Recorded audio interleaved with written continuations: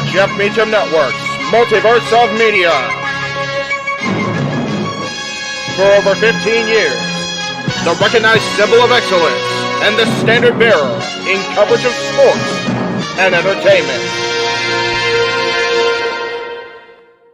You ever wanted to come into a sports bar where the barkeeps know their game? Well, the Jeff Meacham Network Multiverse of Media has got a production just for you. Sit down and relax as the stat boy and his partner break down the statistics in all things sports. Whether it's football, basketball, motorsports, baseball, hockey, soccer, professional wrestling, mixed martial arts, boxing, and much, much more. All are welcome. Your barkeeps here keep you up to date and in the know of everything going on in sports, while also having a pleasant conversation about it all. Your host and owner of the bar, Stat Boy Mike.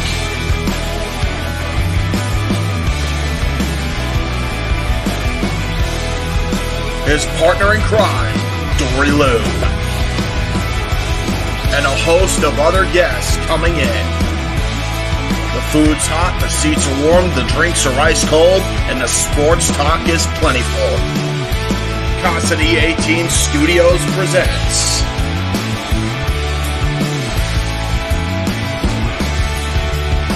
Stat Boy Sports Bar.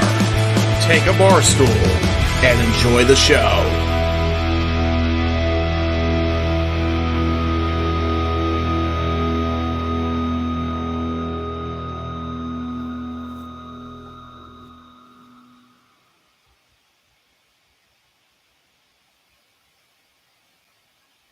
Hello, my internet fans. Welcome to another episode of Stat Boy Sports Bar. We are here as we are every week on Tuesdays at 6 p.m. Eastern, 3 o'clock Pacific to bring you the sporting world, all the news, all the stats, and everything that's happening throughout the week.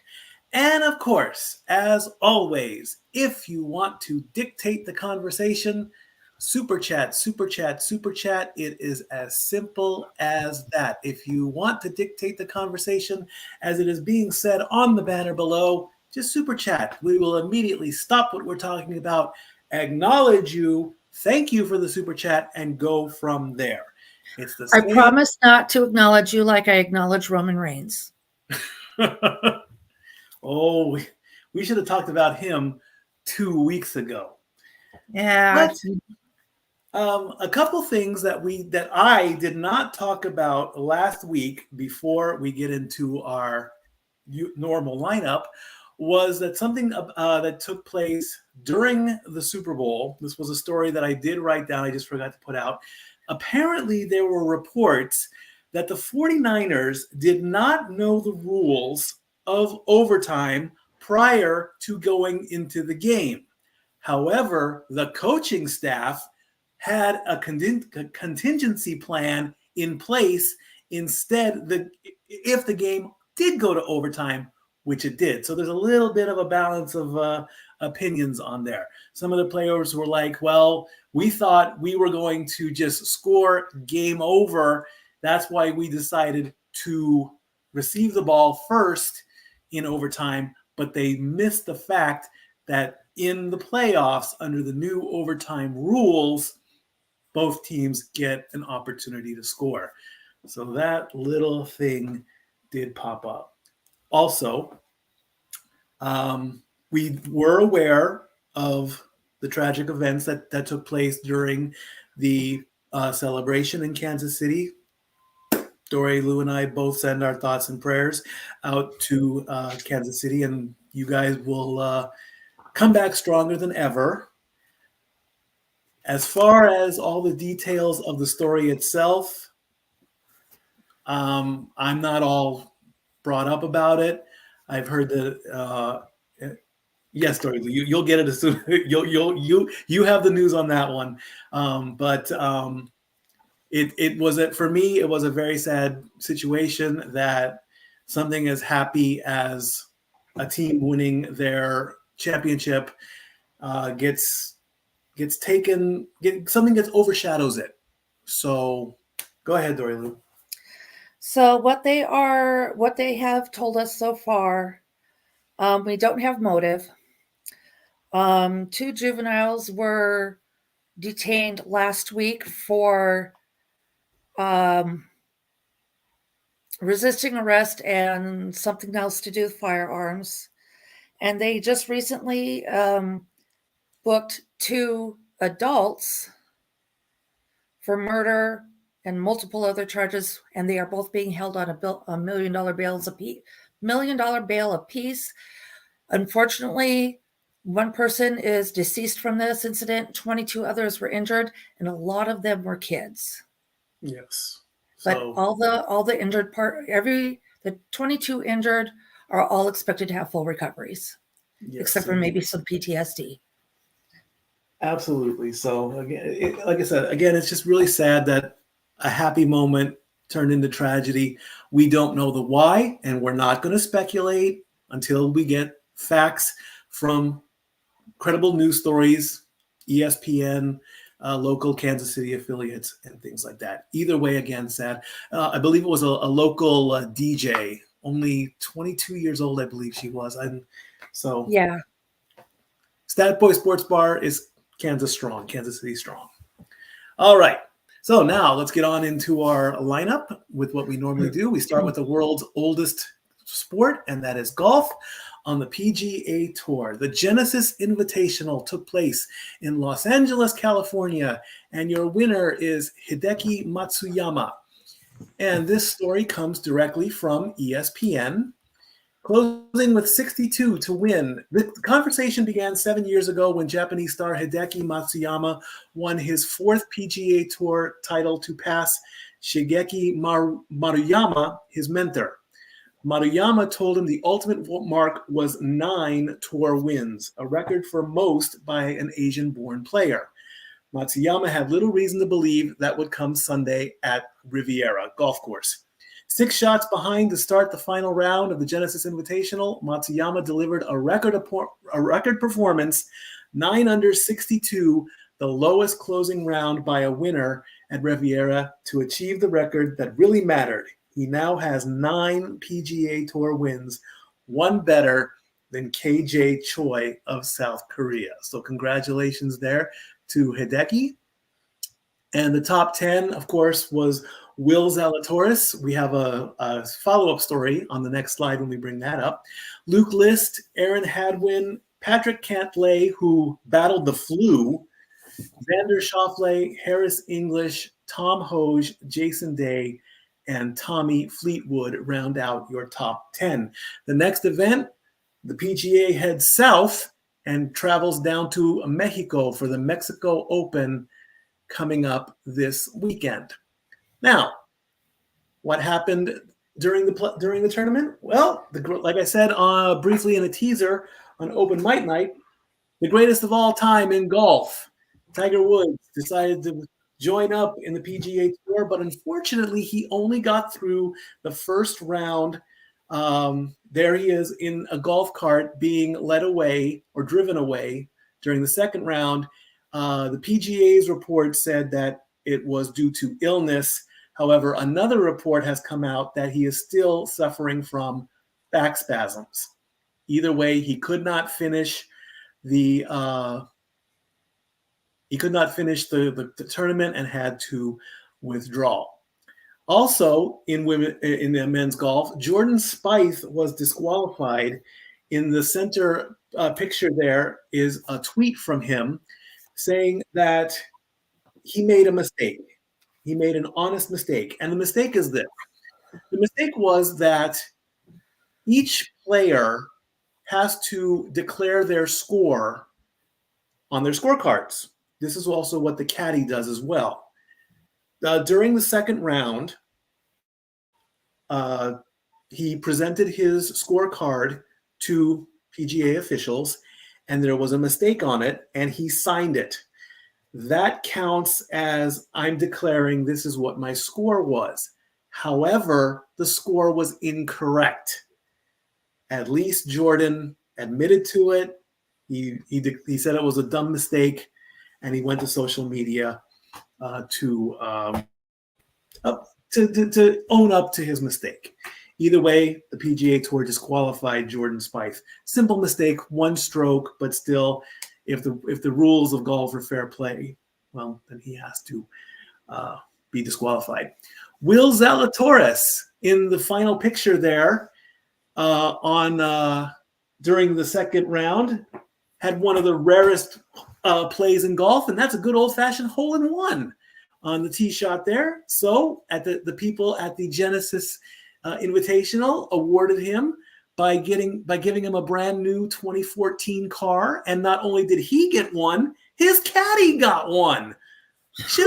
Hole-in-one. Can you believe that? Usually, go ahead. They can send a new car my way. I'll get on that right away. We do have the Gatlinburg Golf Course out here in town. I'll start practicing first thing in the morning. Good job. And that is only the second hole-in-one this season on the PGA Tour. So now to get you caught up as to what's been happening on the PGA Tour. So far, we've only had 2 leaders overall. Chris Kirk, who started off the tour, he had the lead all the way up to the Farmers Insurance, and Mathieu Pavon of France is the current tour leader. Here are all the winners of so far the 7 tournaments that have played, from Chris Kirk all the way down to Hideki Matsuyama.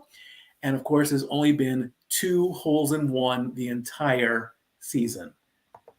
The rankings are so close to being done. I'm really, really trying to get that done. And we have something from Pop who'd like to share earlier. Taylor Swift donated $100,000 to the family of the killed newscaster. Good job, Taylor. Well done for that. Thank you, Pop. Thank you, Pop. Love you, Pop.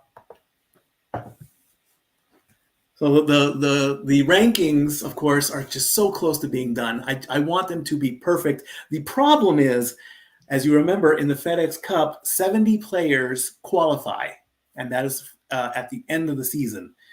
So players jostle around left and right.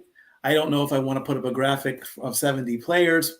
Probably not, but eventually, as we get closer and closer and closer, the rankings will be put up as they are. All righty. Women's golf, that's been on a hiatus. What's going on with that, Dory Lou? Well, they are on a hiatus until Thursday. They will be back in play Thursday with the Honda LPGA Thailand tournament, and the Lilia Vu of the United States is the defending champion. So we expect good things to come from her. But yes, right now that's where they're at. They've been on a nice little bit of a break. There are actually multiple tournaments happening. Briefly, on the Drive-On Championship, which was January 25th through the 28th of this year, Nelly Korda and Lydia Ko tied with both minus 11 under par for first place. So that's what we've got there right now. You know what? Did you cover all the tournaments that happened in January? I surely did. It's okay it's like a refresher right now. It's bringing them back up to speed. Yeah, because unfortunately, between work and some health issues, I've had to miss a little bit, but at the moment, we're doing good. It's A-okay. So when the ladies get done in Thailand, they come back into the lineup, just as always, right after the men do. Indeed. Yep. All right. The next longest sport that's been in existence, of course, is tennis. The men have played in 3 tournaments, starting with the ABN AMRO Open in Rotterdam, Netherlands. Your winner is Yannick Sinner. This story comes from ESPN. Yannick Sinner won the AABN AMRO Open on Sunday in his first tournament since capturing the Australian Open title. The top-seeded Sinner, playing his second straight Rotterdam final, beat fifth-seeded Alex de Minaur in straight sets 7-5 and 6-4. Sinner hit 23 winners and prevailed despite wasting a break advantage in both sets. He's also extended his perfect record against Alex de Minaur of Australia, 7-0. So we have you can't really call it a rivalry, but Sinner keeps winning. So this is now his second tournament this season, and I believe he is still the number one player overall. Up next is let me take a look at my graphic here. The Delray Beach Open in Delray Beach. If you could please tell us where Delray Beach is in comparison to St. Petersburg, that would be greatly appreciated. Taylor Fritz, this story comes from ATP.com. Taylor Fritz faced plenty of obstacles at the Delray Beach Open, wind, rain, and close friend Tommy Paul among them, but nothing was able to stop the top seed from successfully defending his trophy. Fritz defeated Paul 6-2, 6-3 on Monday to become just the second player in tournament history to win the event 2 years in a row, joining Jason Stoll, who accomplished the feat in 1996 and 1997. The final was delayed by a day due to rain, and it was windy through the week. Wow, rain in Florida. What a concept. Well, Mikey, to answer your question, see if this helps you here. Delray Beach is on the southeast coast of Florida, and they are part of Palm Beach County. Does that narrow it down for you at all? I believe so. Okay. I think it does. All right. And there we go. There you go. And finally, the last tournament of the week, the Argentine Open. Whoops, let's bring that back up there. Thank you. The Argentine Open winner, Facundo Diaz Acosta, for his Open title. This story from ESPN. Wildcard. Facundo Diaz Acosta won his first ATP singles title on Sunday by beating Chile's Nicolas Yari in straight sets in the final Argentine Open. The ATP said that the 23-year-old Argentine became only the second left-handed champion after Rafael Nadal at the Buenos Aires tournament. Diaz Acosta began the week with a career-high ranking of 87. He is set to rise to number 59 as the rankings were released yesterday. So congratulations to that. More tournaments are coming up next week. All righty, let's take a look at what the ladies were up to in tennis. Take it away, Dory Lou. So the Qatar Open, it's Qatar Total Energies Open, happened over the period of February 11th through the 17th, and Iga Swiatek got that win. She won. She took 4 wins during that tournament to capture the title, and she's actually won 23 of her last 24 matches since last summer. So she is on a coming up for the ladies. They are currently in the middle of the Dubai Duty-Free Tennis Championship. And they are down now to a round of 16, and some of those are going live right now. But just because I can, your round of 16 currently consists of Coco Gauff, Karina Pliskova, Iga Swiatek, Qinwen Zhang, Elena Rybakina. I should know some of these names. Some of these may be familiar. Jelena Ostapenko, Anastasia Potapova, Elena Svitolina, Sorana Cirstea.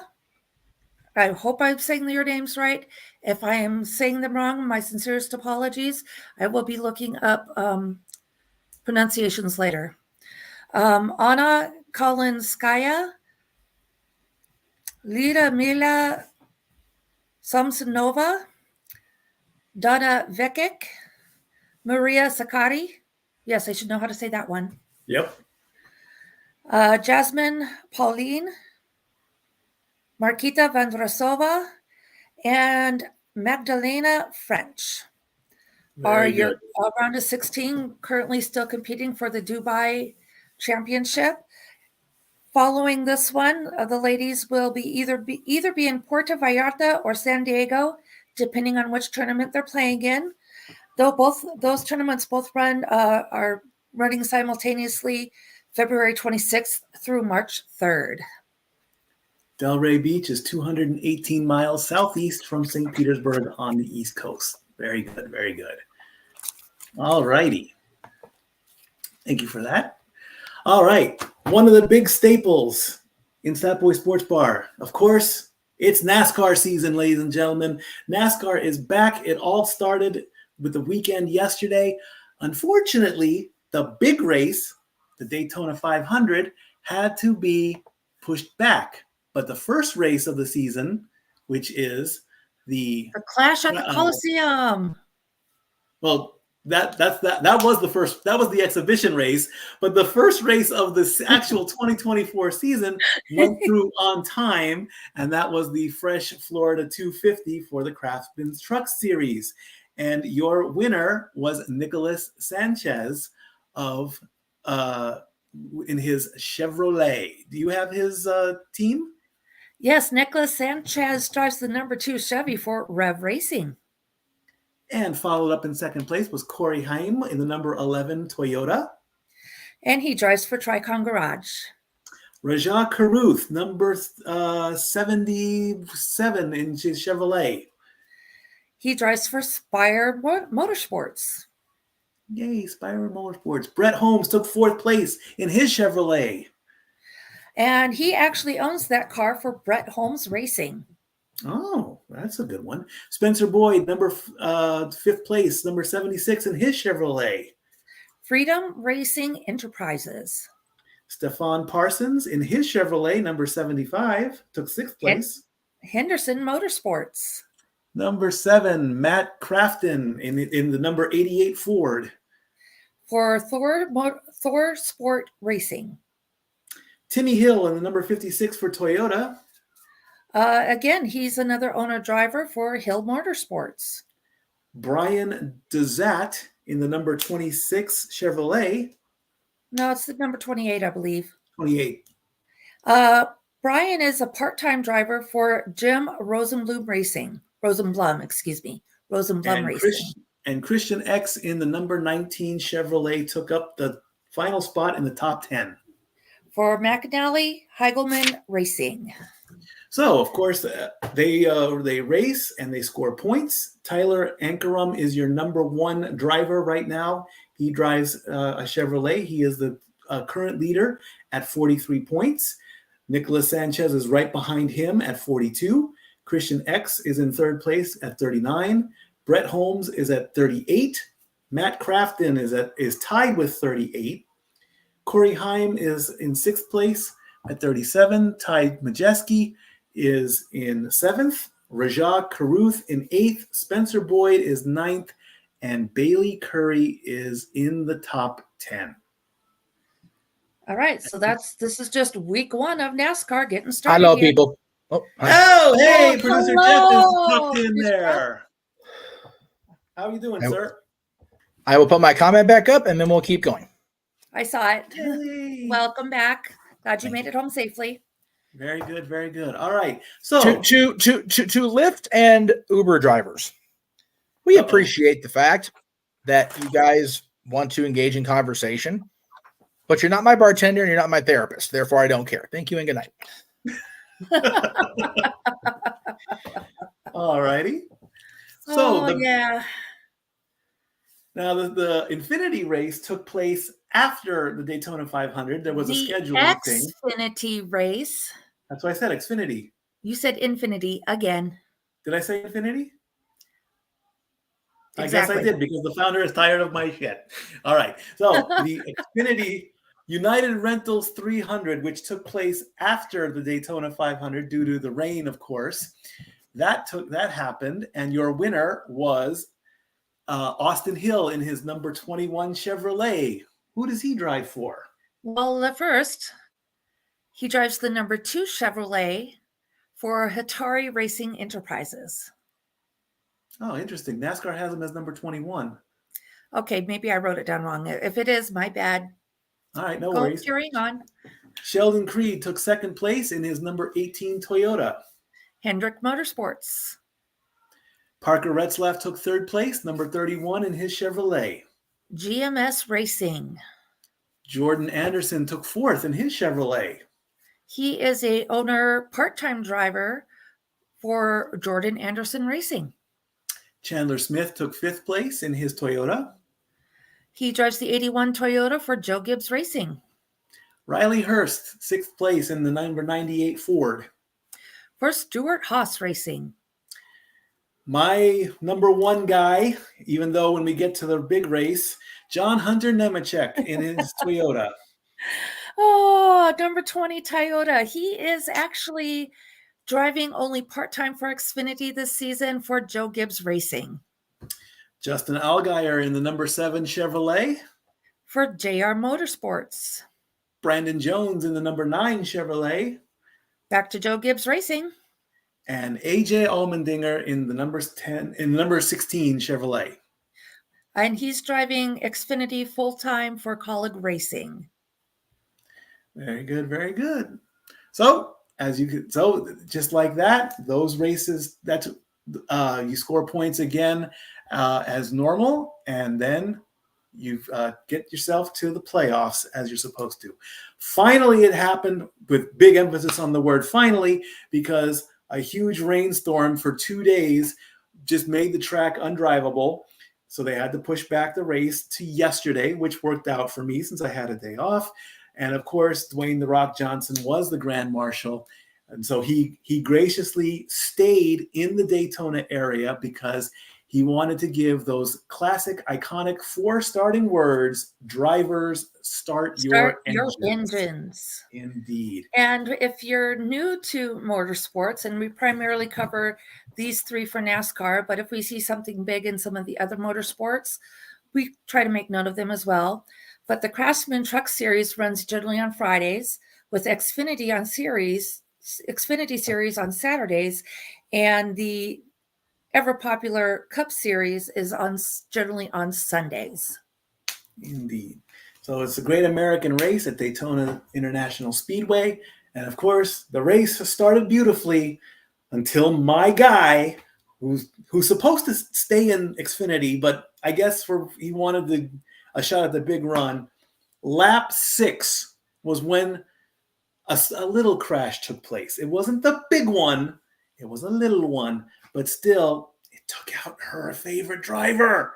Shame on you. It took out Austin Dillon, number 3. 6 laps in, friends.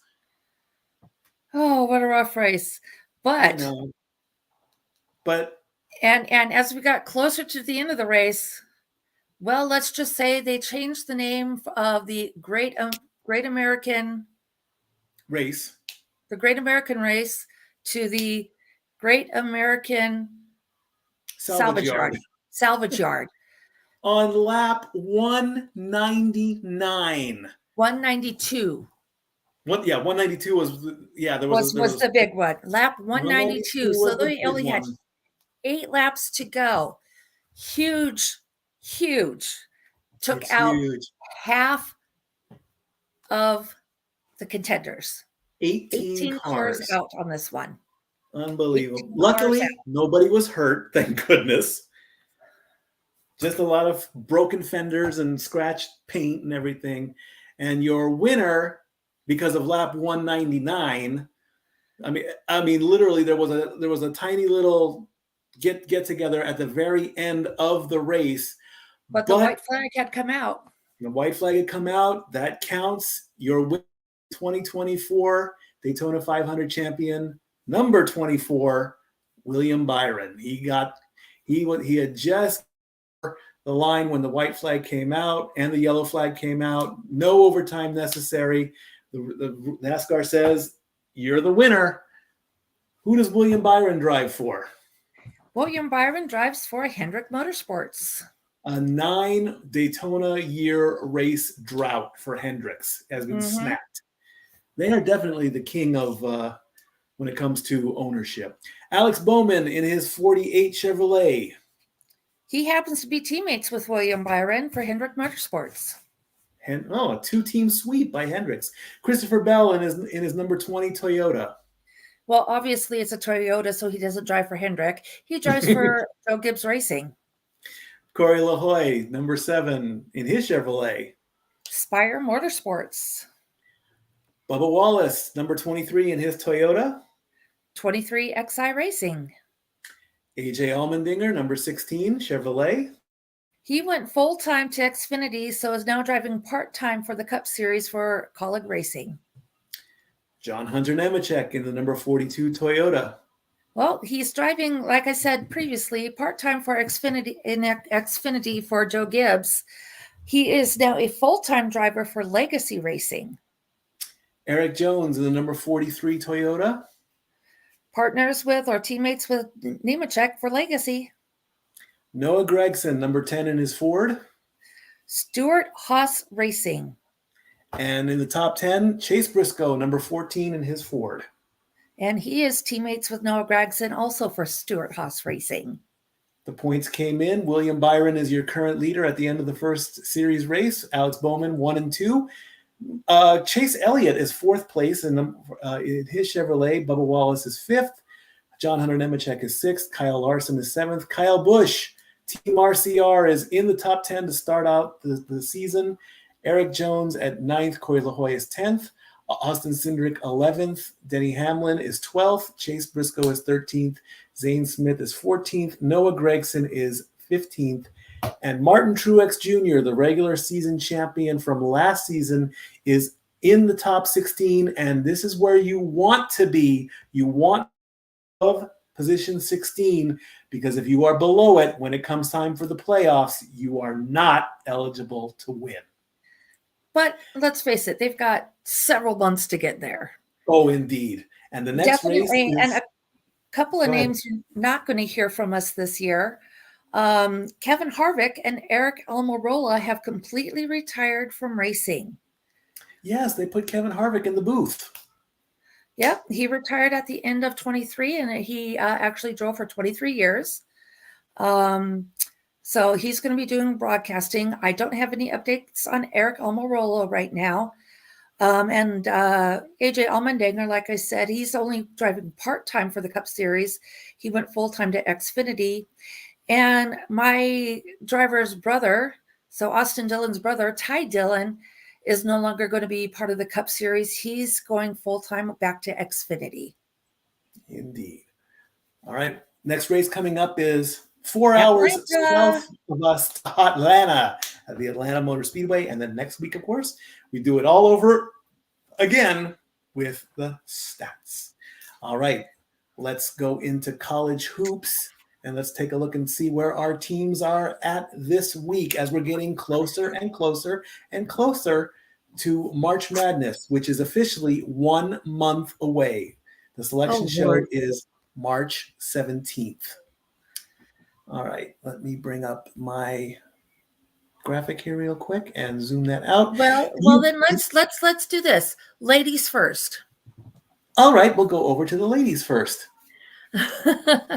So, according to Associated Press, the top 25 women for Week 15 is South Carolina. The first several teams here have not changed their status ranking. So, South Carolina, the Ohio State, Stanford, Iowa, Texas, and North Carolina State. Number 7, USC moved up 4 places, and number 8, Virginia Tech moved up 4. Oregon State moved up 2, while Kansas State and Colorado both dropped 3, as well as UCLA. No change for LSU, Indiana, or UConn. Gonzaga went up 1, Syracuse went up 2, Utah dropped 4, and Notre Dame dropped 3. Louisville dropped 2, Creighton went down 1, West Virginia up 2, no change for Oklahoma. Baylor, what is happening? You dropped 3 places, and Princeton is still at the bottom at 25. The UConn Huskies are your number 1 team for the men. Again, no change, so they're still the number 1 team. Houston moves up 1 spot to gain right up on their heels. Purdue drops 2. Arizona gains 1 spot. Our residential hometown Tennessee Vols are taking on the Missouri Tigers in just under 20 minutes. So, of course, that's Stat Boy versus Pop in a way. Even though we live here, we have to respect the Vols, even though I am a California boy. But we're going to pay a little close attention on that one. Friendly bet, Pop? What do you think? Iowa State goes up 4. Marquette goes down 3. Duke goes up 1. Kansas goes down 3. The North Carolina Tar Heels are now in the bottom of the top 10. They dropped 3 spots. Baylor drops a spot. Illinois drops 2. The Crimson Tide have moved up 2 spots. They are creeping up slowly and slowly. They went from the bottom right corner up to the bottom 15, and now they're number 13.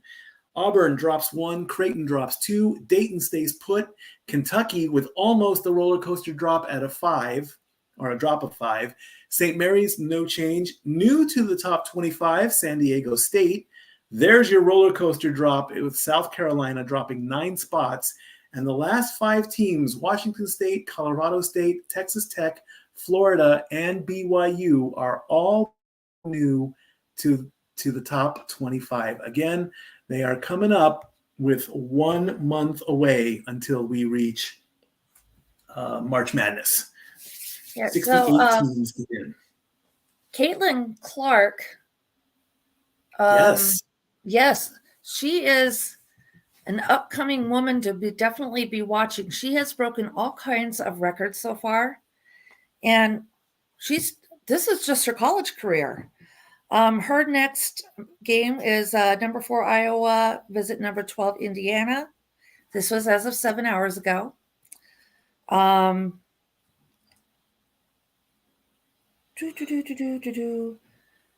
She's, like I said, she's been breaking records. She's tracking to become the women's all-time leading scorer. There's a question with the Athletic if she's going to pass Pete Maravich. Impressive. She's from Just Women's Sports. Don Staley praises Caitlin Clark, saying she's the best player in college basketball history.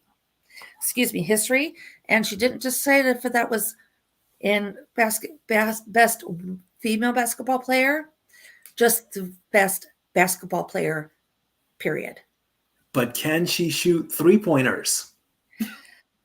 She broke a Fanatics NIL record, which I'm top selling college for name, image, likeness. If you didn't know what NIL is,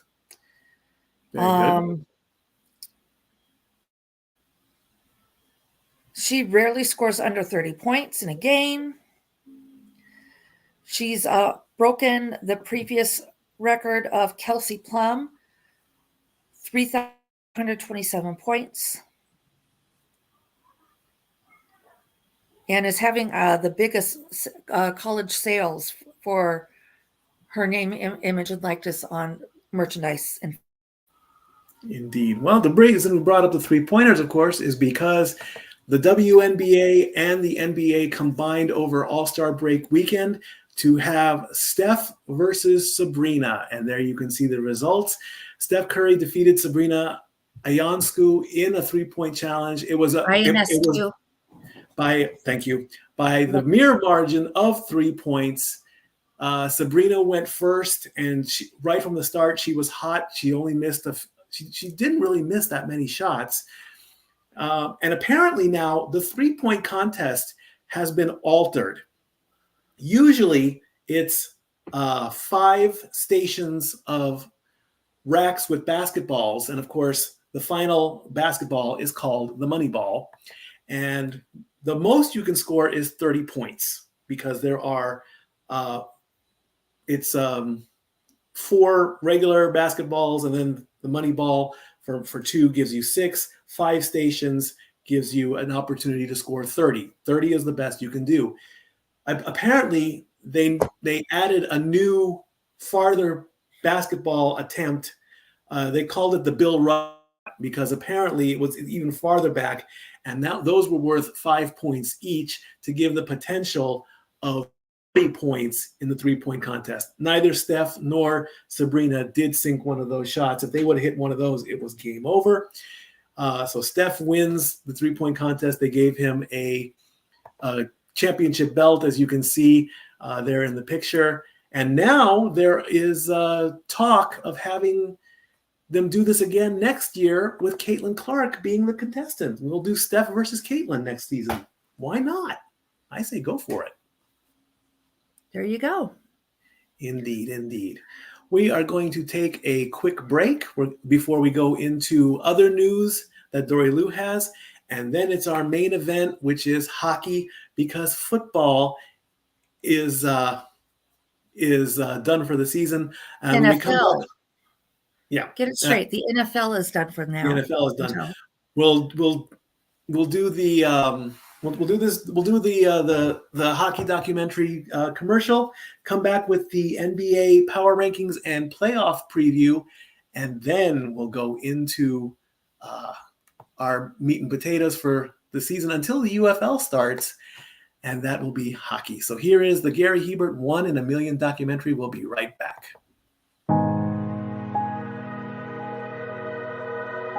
Gary Hebert, the man, the myth, the legend. I was amazed, and I was looking to become a better skater myself, and I wanted to be like Gary. When you look at a guy like this, he's one of the most talented people in his profession.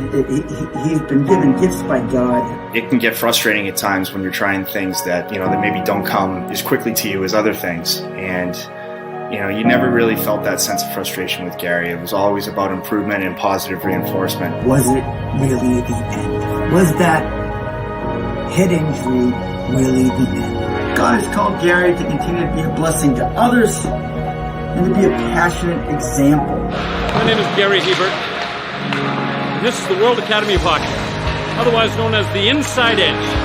I would recommend anybody that have a chance to come to his hockey school. I think it'd be well worth it. It'd be rewarding to all the kids and anyone he coaches, from whether it's an adult, a professional player, to a little kid like a Mike or a Squirt. Gary, from day one, has been instrumental to my hockey career. I started out as a potential Division III player, and Gary brought me single-handedly through high school and into a top Division I prospect. I owe it all to Gary, the biggest legend on and off ice there's ever been. Listen, watch, learn, be confident, and have faith. Those are the answers I was brought to. Yet, I only now am really learning how truly important those 5 things are. Through preparation, through appropriate thoughtfulness and thinking, we can learn to untie the typical knots between our ears that drive us into underachievement and underperformance. And on the whole, we can learn, I think, to fulfill our God-given potential.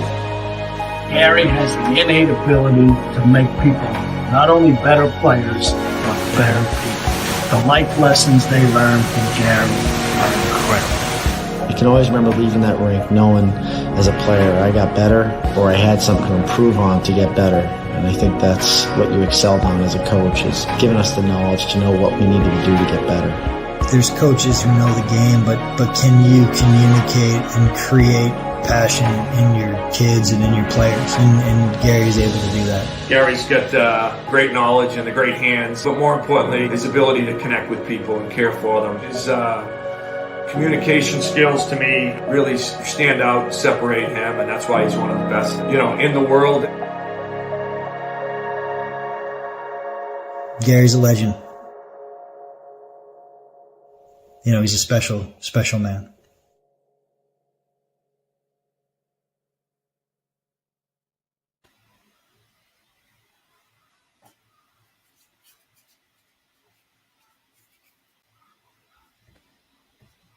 Indeed, he is a very special person, and we thank him for allowing us to promote that documentary, and we still can't wait to see it when it comes out. All righty, let's take a look at the current basketball rankings. Where is it? It is right there. Here it comes. The Boston Celtics are still your number 1 team for 10 weeks straight at 43-12. Dory's Minnesota Timberwolves are second place in for 2 weeks at 39-16. The Oklahoma City, there you go. She howls at the Minnesota Timberwolves. Oh. Oklahoma City at 37-17 at 3 weeks. They stay put. The LA Clippers are in a tie with the Cleveland Cavaliers at 36-17. The Clippers have the advantage at 118.3. They move up one spot.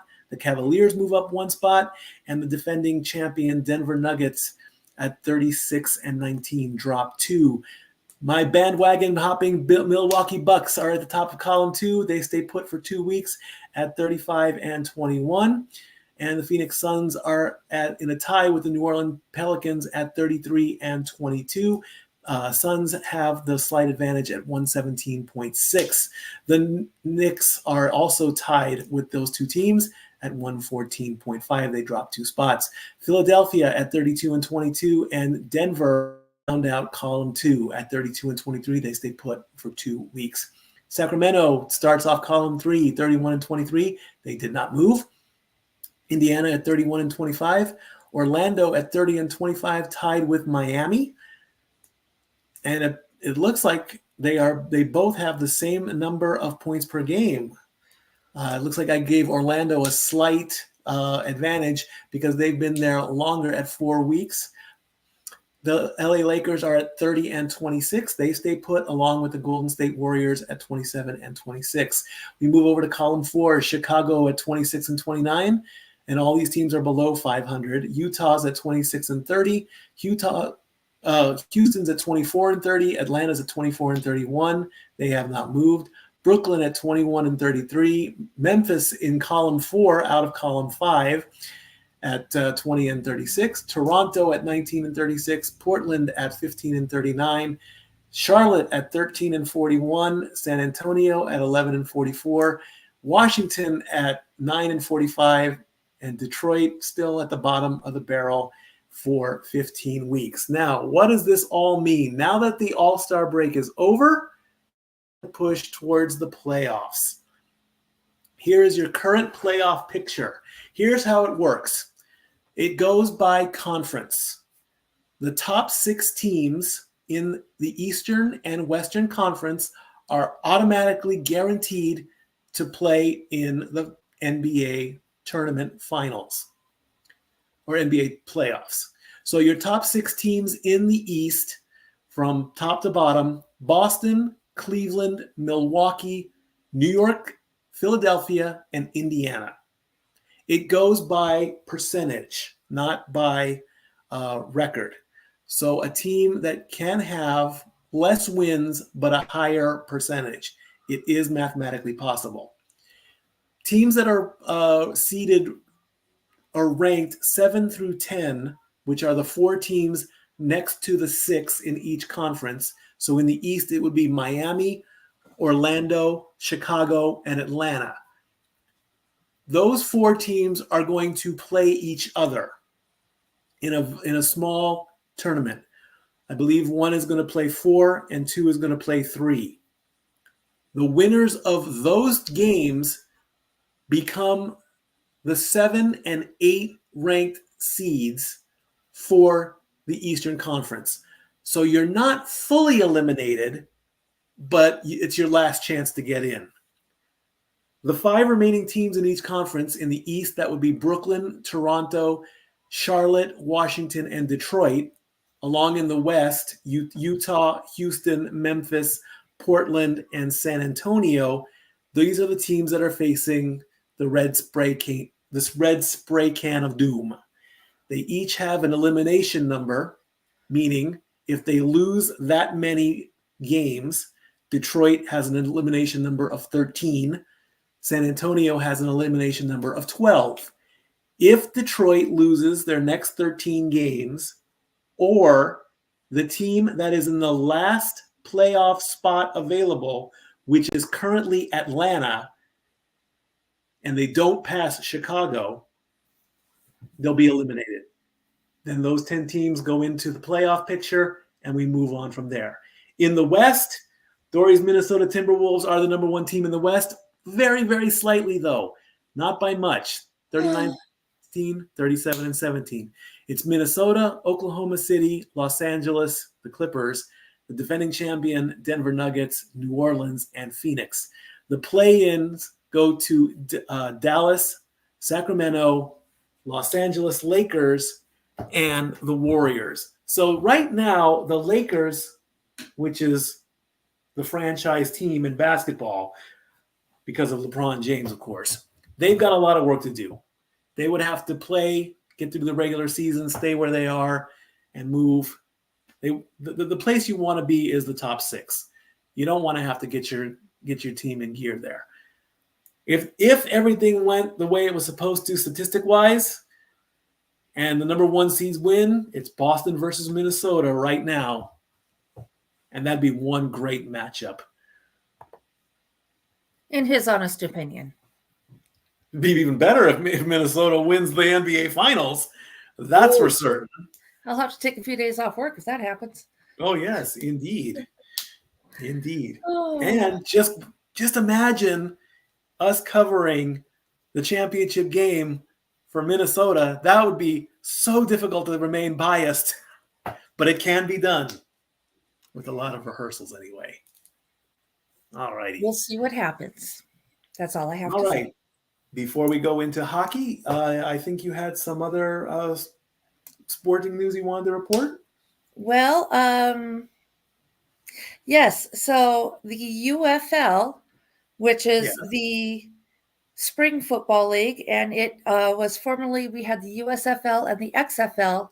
They have combined to become the United Football League, or the UFL.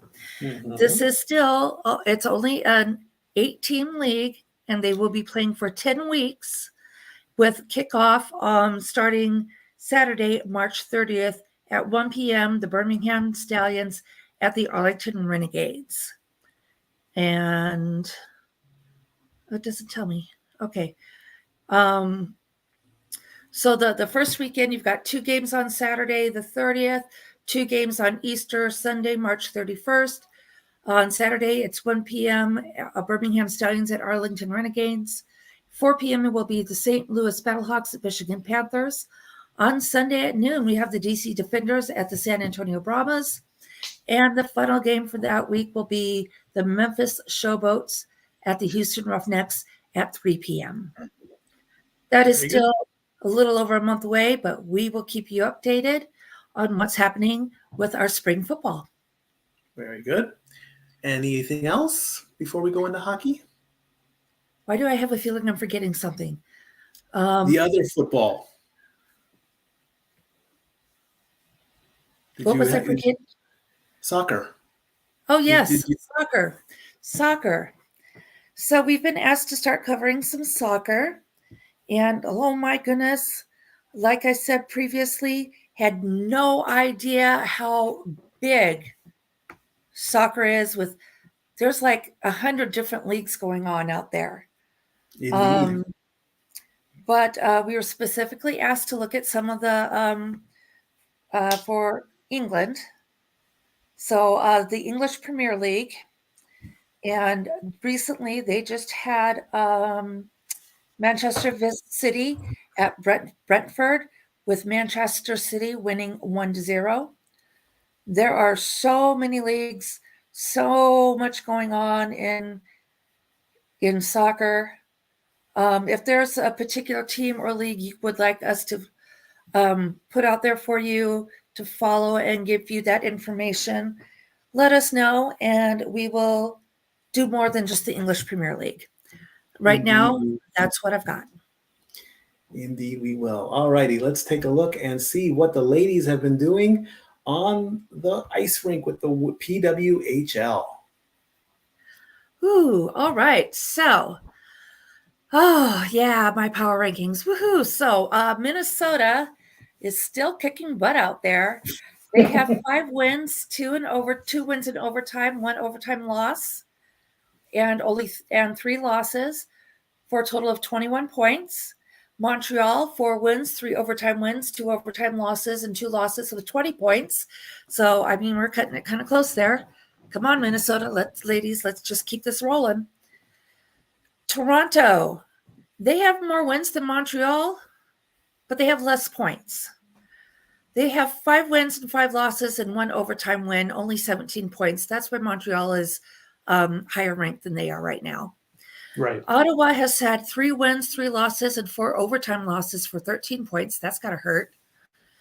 Yep. New York, 2 wins, 4 losses, 3 wins in overtime, 1 loss in overtime, 13 points. Again, their overall record, Ottawa's got the better overall record over New York. That's why Ottawa has that 4th place. And then Boston, they've had 2 wins, 2 losses, 2 overtime wins, 2 overtime losses, and only 12 points. I don't have my notes on how much longer we have for the Women's Hockey League, but the response has been phenomenal, and we expect good things. Indeed, we do. All righty. Let's take a look and see what the men are doing in hockey. Your number 1 team for 6 strong weeks, the Vancouver Canucks, at 80 points. They're getting closer and closer to locking in their playoff spot. I think by the time they reach 95 or 100, they'll be turned green. Boston at 77 for the past 6 weeks. Florida Panthers at 76, tied with the Dallas Stars. Both teams move up 1. Rangers at 75, they drop 2. The Avalanche stay put at 72 points. The Jets go up to 71 points, tied with the Carolina Hurricanes. We go over to column 2, and the Golden Knights have dropped. It's very strange to have the defending champions in column 2. As long as they don't hit the bottom, they're okay, but it's kind of what's going on here, Vegas.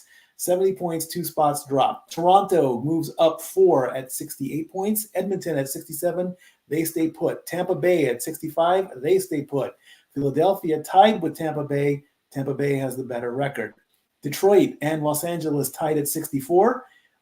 They switch spots, and St. Louis drops 1 spot to round out column 2. They are tied in points with the New Jersey Devils. Our Nashville Smashville Predators are tied with the Minnesota Wild. We'll talk about them in just a second. It's a 3-way tie, actually, between Nashville, Minnesota, and New York Islanders, all at 58 points. Minnesota is creeping up closer and closer to getting into column 2. That's the goal I'd like to see them. Exactly. 57 points for the Flames, 57 points for the Kraken. They move up a couple spots. Capitals drop down 2. And the Penguins stay put at 55, rounding out column 3. Buffalo Sabres at the top of column 4. Then every other team below them. Montreal has stayed put. Arizona dropped 2. And the remaining 5, Ottawa, Columbus, Anaheim, who actually won a game just yesterday. I don't remember who they played, but they actually won, which was a shocker. And their point spread was actually at a plus 200, meaning you would have won double. Believe me, I want to make a bet so bad on FanDuel.com that I'm chomping at the bit to do it, and it will happen at some point.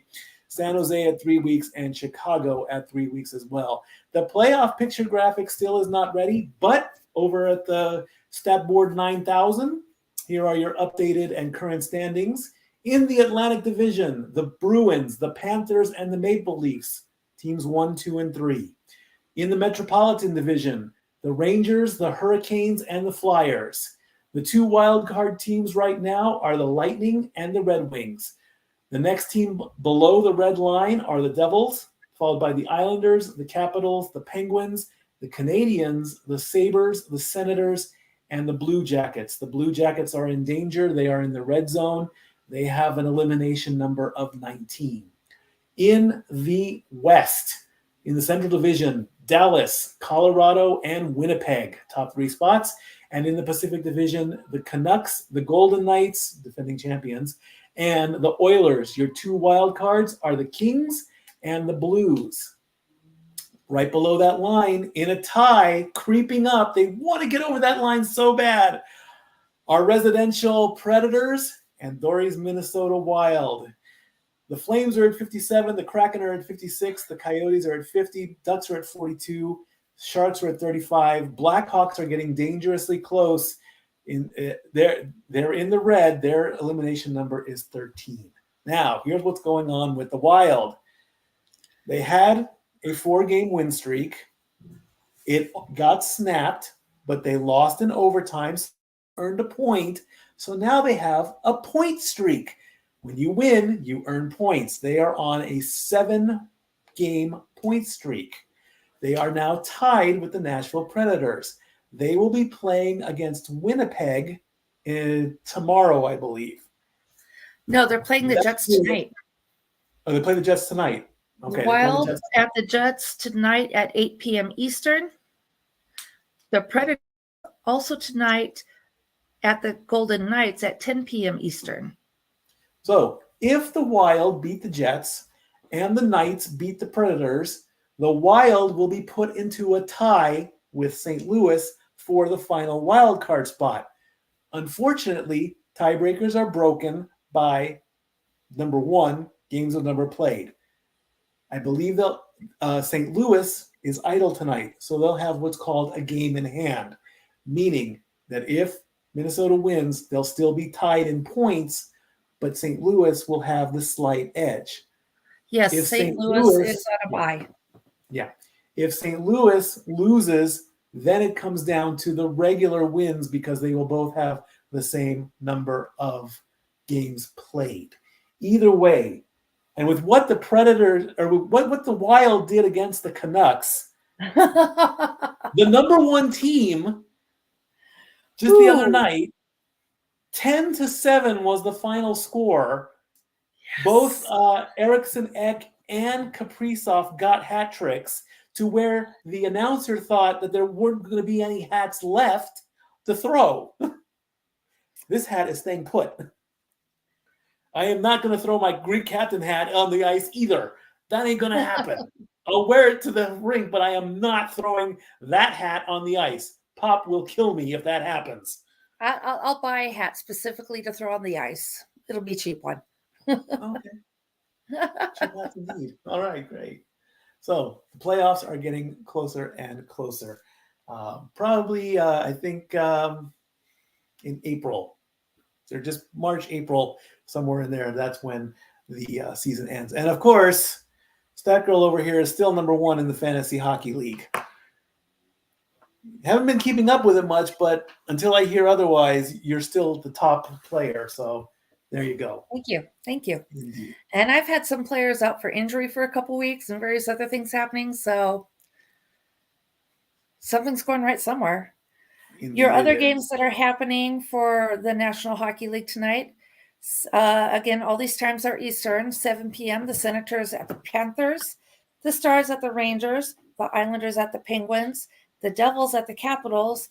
At 9 p.m. is the Canucks at the Avalanche, and 10:30 is the Blue Jackets at the Los Angeles Kings. All righty. One final story to talk about, and then we'll get out of here for the night. The WWE and the UFC, of course, have merged to form TKO, a 5-year deal at that. Of course, there's also been news that the Honda Center, which had Raw last night, has inked a deal where there's going to be a lot more wrestling and a lot more UFC fights. Of course, last night they did have some UFC superstars in the audience as Raw emanated from the Honda Center last night.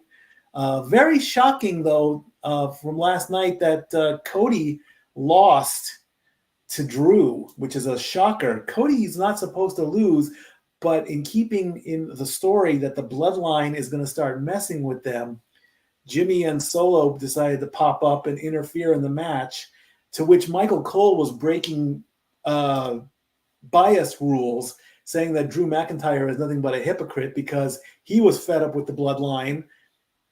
Yet the bloodline comes in to help out Drew win a match. And then, of course, later in the night, Jimmy cost Jay his chance at the IC title. So things are progressing well. But big ups to WWE and UFC for making that deal with Honda Center. All right. Nothing about wrestling there, Dory? You're happy that Drew won, but what was that?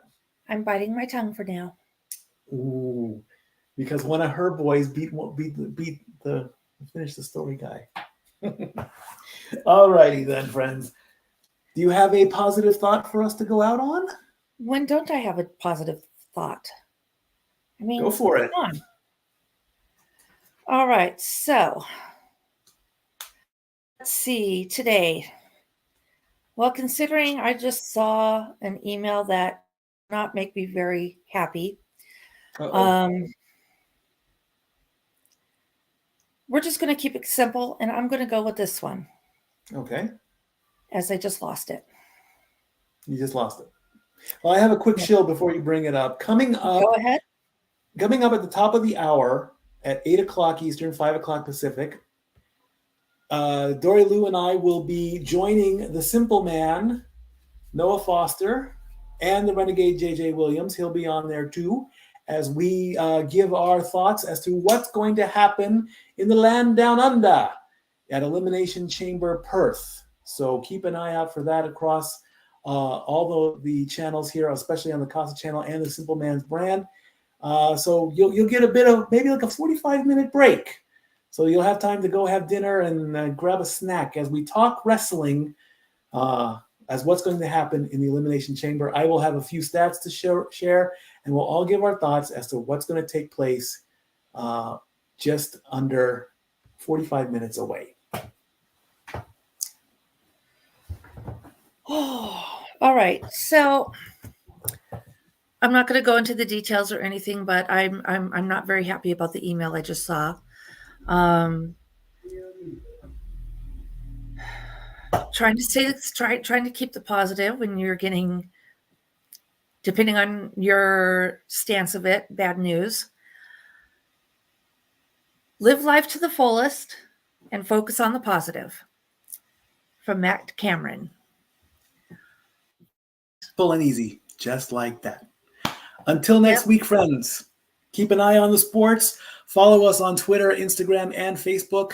LBStatKid1977, at Hathaway Lou, at Dory Lou on Instagram, at Statboy13 on Instagram. Our names are our Facebooks. We're out there all over. And don't forget, in about 45 minutes to an hour, we'll be simply predicting the Elimination Chamber. Thank you all for watching. I love you all. Until next week, Stat Boy and Stat Girl out. See you later, guys. Bye-bye.